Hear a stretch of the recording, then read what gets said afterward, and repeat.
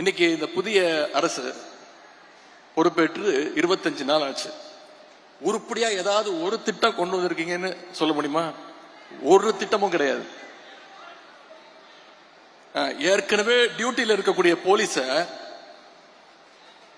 வெறும் ஸ்டிக்கரை மாத்தி, போலீஸ் வேனுக்கு வெறும் ஸ்டிக்கரை மாட்டி சிங்கப்பெண் திட்டம் அப்படி ஒரு திட்டத்தை கொண்டு வர போறோம் சொல்லி அதையும் கொண்டு வர முடியாத நிலைமையில தான் இன்னைக்கு இந்த ஆட்சி நடந்துகிட்டு இருக்கு. அதாவது ஒரு கூடுதல் செலவு இல்லாத ஒரு திட்டத்தை கூட தொடங்கி வைக்கிறதுக்கு வக்கில்லாத ஒரு சோஃபா மாடல் ஆட்சி இன்னைக்கு நடந்துகிட்டு இருக்கு.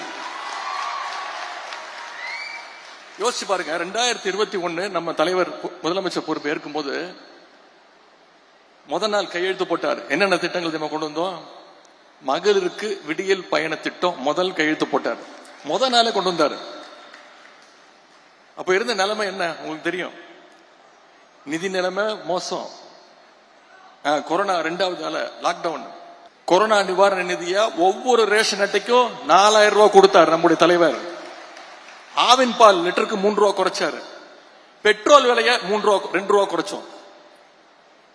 இதெல்லாம் பண்ணது நம்முடைய திராவிட மாடல் அரசு, நம்முடைய கழக தலைவர் அவர்கள். ஆனா இன்னைக்கு இந்த சோஃபா மாடல் அரசு ஏதாவது ஒரு திட்டத்தை நிறைவேற்றி இருக்கிறாங்களா? நாம இந்த தேர்தலில் சில லட்சம் வாக்குகள் வித்தியாசத்துல தான் வெற்றி வாய்ப்பை இழந்திருக்கிறோம். நம்மளை விட ஒரு 16 லட்சம் வாக்குகள் அதிகம் பெற்று இன்னைக்கு இந்த ஆட்சி அமைஞ்சிருக்கு. அவங்க எப்படி ஆட்சி அமைஞ்சாங்க, 4ஆம் தேதிக்கு அப்புறம் என்னென்ன கூத்து நடந்ததுங்கிறதுலாம் நீங்க அத்தனை பேரும் தொலைக்காட்சியில பார்த்திருப்பீங்க. 4ஆம் தேதி இரவு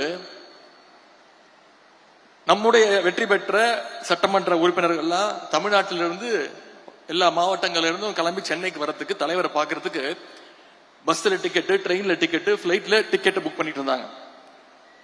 ஆனா இன்னைக்கு இருக்கக்கூடிய ஆளுங்கட்சி சட்டமன்ற உறுப்பினர்களும் அண்ணா திராவிட முன்னேற்ற கழகத்துடைய சட்டமன்ற உறுப்பினர்களும் யாருக்கும் தெரியாம திருட்டுத்தனமா எங்க போய் தங்கலான்னு ரெசார்ட்ல ரூம் புக் பண்ணிட்டு இருந்தாங்க. இதுதான் நம்ம திராவிட முன்னேற்ற கழகத்திற்கும் மற்ற இயக்கத்துக்கும் உள்ள வித்தியாசம். இதுதான் ஒரு தொண்டன் தலைமை மீது வச்சிருக்கக்கூடிய நம்பிக்கை.